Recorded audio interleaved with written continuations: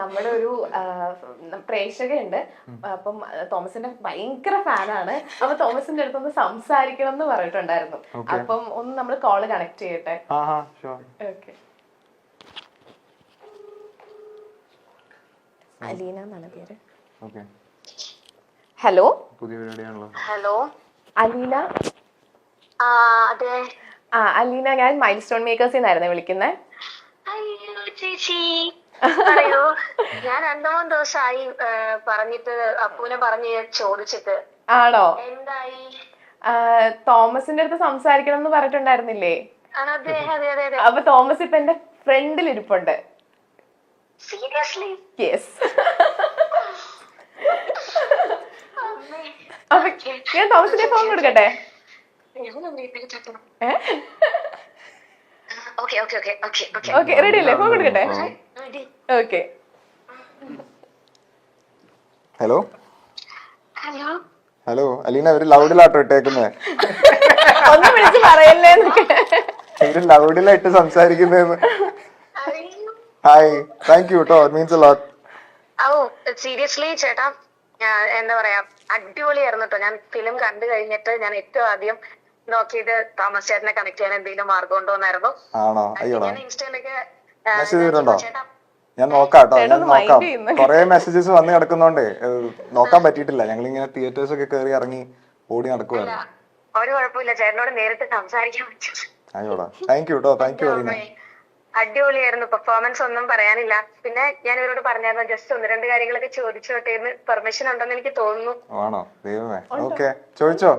ക്യാമറയിൽ പറയാൻ പറ്റിയതാണെങ്കിൽ ഞാൻ പറയാം, ഇല്ലെങ്കിൽ ഞാൻ ആക്ച്വലി ഞാൻ ചോദിക്കാൻ വേണ്ടി ഇരുന്നത് കഴിഞ്ഞ ദിവസം ഒരു ഓൺലൈൻ മീഡിയയിൽ അവർ ചോദിച്ചിരുന്നു. അപ്പൊ ഞാനൊന്ന് പേടിച്ചു, ദൈവമേ എന്താ ആൻസർ പറയാന്ന്. പക്ഷെ ചേട്ടാ സ്കിപ്പ് ചെയ്യോ ചെയ്തത്. അതുകൊണ്ട് എനിക്ക് അപ്പൊ ഞാൻ ഇവിടെയും സ്കിപ്പ് ചെയ്യുമായിരിക്കും അലീന. പിന്നെ ചോദിച്ചാൽ മതി, കുഴപ്പമില്ല. അങ്ങനെ ചെയ്യരുത്, ഞാൻ ഇഷ്ടപ്പെട്ടിട്ടാണ് ഇവിടെ അയ്യോടാ, ഞാൻ ഇൻസ്റ്റഗ്രാമിൽ അതിന് റിപ്ലൈ തന്നോളാം. അല്ല, ഞാൻ ചോദിച്ചില്ലല്ലോ. ആണോ? ചോദിച്ചോ ചോദിച്ചോ. അയ്യോ, കേട്ടില്ല. കമ്മിറ്റഡ് ആണോന്നോ? അയ്യോ, ഞാൻ ക്യാമറയുടെ മുന്നിൽ പറയുന്നില്ല, ഞാൻ അല്ലാണ്ട് പിന്നെ മെസ്സേജ് ചെയ്യാം. അടുത്ത ക്വസ്റ്റ്യൻ. കേരളത്തിലെ ചേട്ടന്റെ ഇപ്പോഴത്തെ സ്ത്രീകൾ ഫാൻസിനെ എല്ലാരും റെപ്രസെന്റേറ്റീവ് ചോദിക്കാന്ന് വിചാരിച്ചാൽ മതി. അത് വേണ്ട, ഞാൻ പിന്നെ മെസ്സേജിൽ അയക്കാട്ടോ അലീന. അടുത്ത ക്വസ്റ്റ്യൻ. ഈ ഫെബ്രുവരി 14 സ്പെഷ്യലി പ്രോഗ്രാംസ് എന്തെങ്കിലും കമ്മിറ്റ് ചെയ്തിട്ടുണ്ടോ? ഒന്നുമില്ല, ഞങ്ങളുടെ പടം ഒന്ന് എല്ലാവരിലേക്ക് എത്തിക്കണം എന്നുണ്ട്. അപ്പൊ അതിനുവേണ്ടി ഞങ്ങൾ ഇങ്ങനെ ഓടി നടക്കുക. ഫെബ്രുവരി 14 ആൾക്കാർ തിയേറ്ററിൽ വന്ന് കാണണം എന്നുണ്ട്. അപ്പൊ അതുകൊണ്ട് ഓടുക, അത്രേ ഉള്ളൂ. അലീന ഉദ്ദേശിക്കുന്ന ഉത്തരം ഇവിടെ കിട്ടത്തില്ല. എന്തോ ഞാനും വേണമെങ്കിൽ അന്നൊരു റോസാപ്പൂക്കെ ആയിട്ട് ഒന്നുകൂടെ പടം കാണാൻ വന്നാൽ. വായോ വായോ, തിയേറ്ററിലേക്ക് വായോ. അതിനെന്താ, ഓടി വായോ. നമുക്ക് ഏത് തിയേറ്ററിലാന്ന് നോക്കിയിട്ട് ഞാൻ ഇവിടെ പറയാം, എന്നിട്ട് വായോ. ഓക്കെ, എനിവേസ് കമ്മിറ്റഡ് അല്ലാന്നൊക്കെ ഞാൻ വിചാരിക്കുന്നു. സൗദി കേട്ടതിന് ഭയങ്കര സന്തോഷം. സന്തോഷം. മുമ്പോട്ട് പക്കെ ആവട്ടെ, ഇനി ഒത്തിരി സിനിമകൾ കിട്ടട്ടെ. അയ്യോ, thank you Aleena. Bye, take care, bye. Okay, thank you Aleena. Cut ചെയ്താ പോയി സംസാരിക്കണ്ടാവും. പിന്നെ ഞാൻ മെസ്സേജ് ചെയ്തോളാം, പറഞ്ഞോ. എന്താണ് അതിന് ഉത്തരം പറയാത്തത്? ശരിക്കും എന്താണ് റിലേഷൻഷിപ്പ് സ്റ്റേറ്റസ്? അല്ല, അത് ഇവിടെ പറയേണ്ട കാര്യം അല്ലാന്ന് തോന്നുന്നു, അതുകൊണ്ടാ. വേറൊന്നുമല്ല. സിംഗിൾ അല്ല. അല്ല, നമ്മളിപ്പോ സിനിമേനെ പറ്റിയാണല്ലോ സംസാരിക്കാൻ വന്നേ. അതുകൊണ്ട് അത് ഞാൻ പറഞ്ഞോളാം. ഞാൻ ഇത് കഴിയുമ്പോ ഞാൻ പറഞ്ഞുതരാം. ഓക്കെ. പുറത്തിറങ്ങാലോ. ഓക്കെ. അപ്പൊ ഗാർഗി കാനഡയിൽ പോവാൻ ഭയങ്കര ആഗ്രഹമായിരുന്നു. ഒരു എലി കാരണമാണ് കാനഡയിൽ പോവാൻ പറ്റാണ്ടിരുന്നത് എന്ന് ഞാൻ കേട്ടു.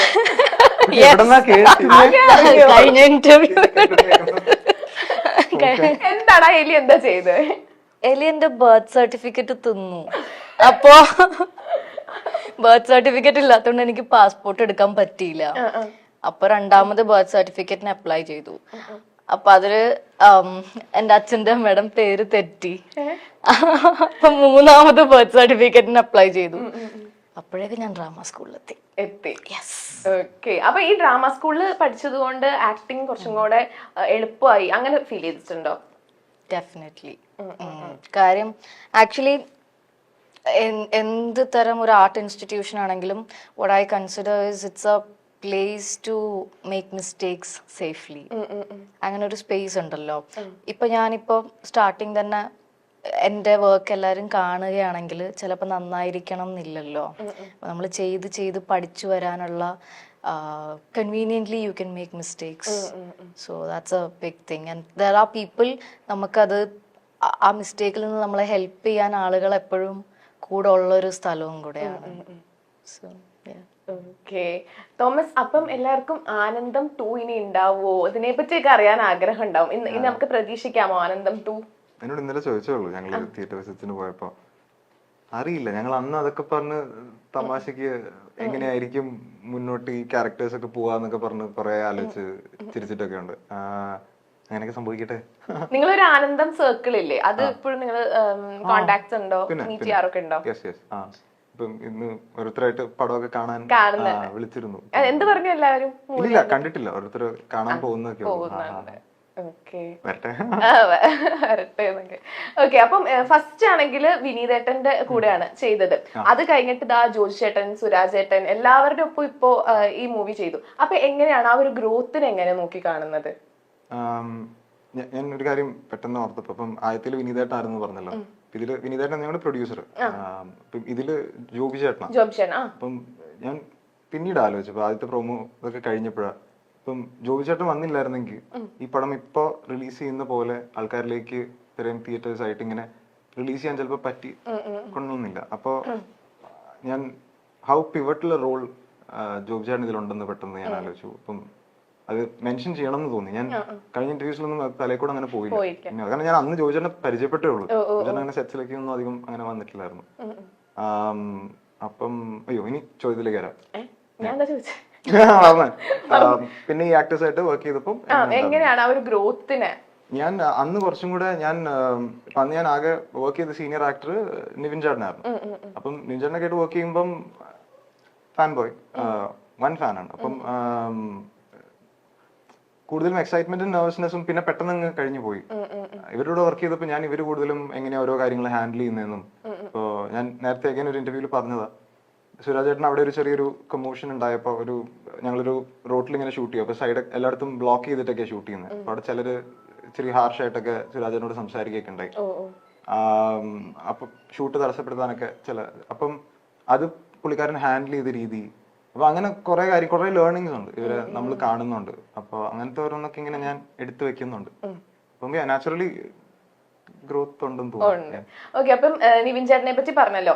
അപ്പം ആ ആനന്ദത്തിലാണെങ്കിൽ നിവിൻ ചേട്ടന്റെ ക്യാരക്ടറിന് നമ്മൾ എല്ലാവരും ആഗ്രഹിക്കും അതുപോലത്തെ ഒരു ബ്രദറിനെ കിട്ടാൻ വേണ്ടിയിട്ട്. ഭയങ്കര കൂൾ ചില്ലായിട്ടുള്ള ഒരു ബ്രദർ. അപ്പം ശരിക്കും എങ്ങനെയാണ് ഒരു ബിഗ് ബ്രദറിനെ പോലെയാണ് നിവിൻ ചേട്ടനെ കാണുന്നത്? പിന്നെ അന്ന് ഞങ്ങള് ഷൂട്ട് ചെയ്യുമ്പോഴൊക്കെ ഭയങ്കര എന്താ പറയാ, സ്നേഹത്തോടെ ആയിരുന്നു.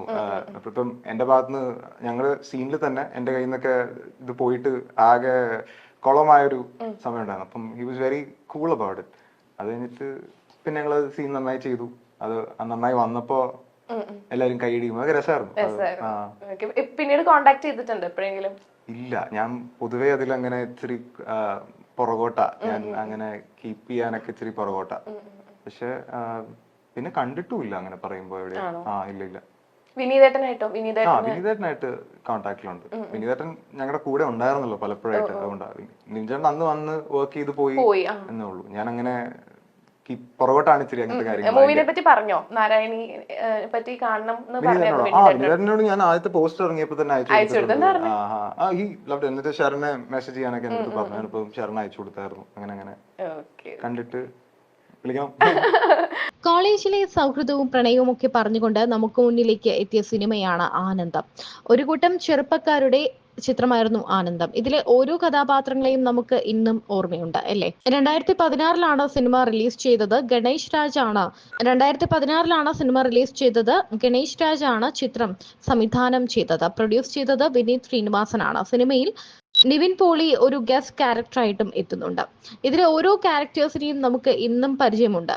ഇതിലെ പല താരങ്ങളും ഇന്ന് വളരെ ഉയരങ്ങളിലാണ് ഉള്ളതും. സിദ്ധി, അരുൺ കുര്യൻ, വൈശാഖ് നായർ, റോഷൻ മാത്യൂസ്, അന്നു ആന്റണി തുടങ്ങിയവരെല്ലാം ഇപ്പോൾ സിനിമയിൽ സജീവമാണ്. അതിൽ ഏറ്റവും ശ്രദ്ധിക്കപ്പെട്ട ഒരു കോളേജ് ചോക്ലേറ്റ് ബോയ് ആണ് തോമസ് മാത്യു അക്ഷയ് എന്ന കഥാപാത്രമായിട്ടാണ് എത്തിയത്. ശരിക്കും പറഞ്ഞാൽ ഒരു കോളേജിലെ ഒരു പയ്യന് വേണ്ട എല്ലാ കുസൃതിയും സങ്കടവും ദേഷ്യവും പ്രണയവും എല്ലാം കണ്ണിൽ ഒളിപ്പിച്ചുകൊണ്ടെത്തിയ അക്ഷയെ നമ്മൾ ആരും മറക്കാനിടയില്ല.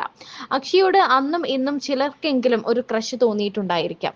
അക്ഷയ് കമ്മിറ്റഡ് ആണോ എന്നാണ് ഇപ്പോൾ എല്ലാവരും ചോദിക്കുന്ന ചോദ്യം.